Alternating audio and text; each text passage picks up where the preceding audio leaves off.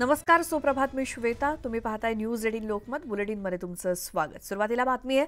अतिशय दुर्मिळ असा ब्लॅक पॅन्थर रत्नागिरी जिल्ह्यातल्या खेड तालुक्यातील चाकाळे इथल्या एका शेतघराच्या अंगणामध्ये आढळला.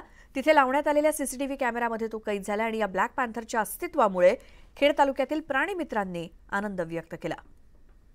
रत्नागिरीतल्या खेड शहरापासून अवघ्या काहीच अंतरावर असलेल्या चाकाळे कोळकेवाडी इथल्या मानवी वस्तीत ब्लॅक पॅन्थरच्या अत्यंत दुर्मिळ प्रजातीचं दर्शन झालंय.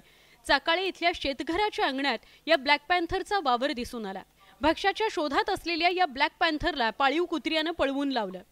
बिबट्याचा रंग त्वचेतील मेलॅनिन या रंगद्रव्यावर अवलंबून असतो. या द्रव्याचं प्रमाण जास्त झाल्यास त्वचा काळी किंवा गडद रंगाची होते. या बिबट्याच्या अंगावरही काळे ठिपके असतात, पण गडद रंगामुळे ते दिसत नाहीत. या पॅन्थरला जेरबंद करण्याकरता परिसरात ट्रॅप कॅमेरे लावण्यात आलेत. खेड तालुक्यातून ब्लॅक पॅन्थर नष्ट झाल्याची भीती व्यक्त केली जात होती, पण या ब्लॅक पॅन्थरच्या अस्तित्वानं प्राणीमित्रांसह इथल्या वनविभागाला दिलासा मिळालाय. आता काही दिवसांपूर्वी पिंपरी चिंचवडमधील वाहनांची तोडफोड करण्याचा प्रकार समोर आला आणि या प्रकरणाची गंभीर दखल पोलिसांनी घेतली आहे. वाहनांची तोडफोड करणाऱ्या आरोपींच्या पोलिसांनी मुसक्या आवळल्यात. पिंपरी चिंचवड शहरातील पिंपळेगुरव परिसरातील मयुरी नगरीजवळ शनिवारी मध्यरात्री 14 ते 15 वाहनांची 2 तरुणांनी तोडफोड केली होती. तोडफोडीची ही घटना सीसीटीव्हीत कैद झाली होती.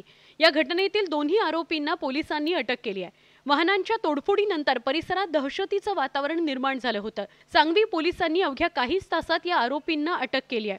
लोकांच्या मनातील भीती घालवण्याकरता पोलिसांनी जिथे तोडफोड झाली त्याच परिसरात या आरोपींची धिंड काढली. पोलिसांनी आरोपींना दणका दिल्यानंतर तरी इतर आरोपी यातून बोध घेऊन पिंपरी चिंचवडमधील वाहन तोडफोडीचं सत्र थांबेल इतकी अपेक्षा. केंद्र सरकारच्या सध्याच्या कार्यकाळात वन नेशन वन इलेक्शन लागू होणार आहे आणि गेल्या अनेक दिवसांपासून देशभरात चर्चा असलेला वन नेशन वन इलेक्शन म्हणजेच एक देश एक निवडणूक या धोरणाबाबत केंद्र सरकारकडून महत्त्वाचा निर्णय घेण्यात आल्याची माहिती मिळाली आहे. मोदी सरकारच्या मंत्रिमंडळानं एक देश एक निवडणूक या धोरणाला मान्यता दिल्याची माहिती मिळते. माजी राष्ट्रपती रामनाथ कोविंद यांच्या अध्यक्षतेखाली एक देश एक निवडणूक धोरण कितपत व्यवहार्य आहे याचा अभ्यास करण्याकरता एक समिती गठीत करण्यात आली होती.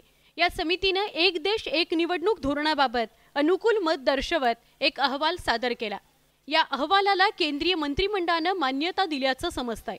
तो फेजिंग आउट किस तरह से होगी, फिर लॉ एंड ऑर्डर का जो पुलिस का डिप्लॉयमेंट फोर्स है वो देखना होगा. 2 वर्षात राज्यात आमच्या 30 शहरांमध्ये महानगरपालिकेच्या निवडणुका नाही झाल्या आणि वन नेशन वन पोल बद्दल बोलतात. तर मला वाटतं कपिल शर्मा शोवर आपले निवडणूक आयोगचे आयुक्त येणार आहेत. यानंतर आता या धोरणाला संसदेत मंजुरी मिळणं आवश्यक आहे. आगामी हिवाळी अधिवेशनात हे विधेयक संसदेत मांडण्यात येणार असल्याची माहिती मिळते. एक देश एक निवडणूक धोरणाची अंमलबजावणी झाल्यास देशात एकाच वेळी लोकसभा आणि विधानसभेच्या निवडणुका होतील.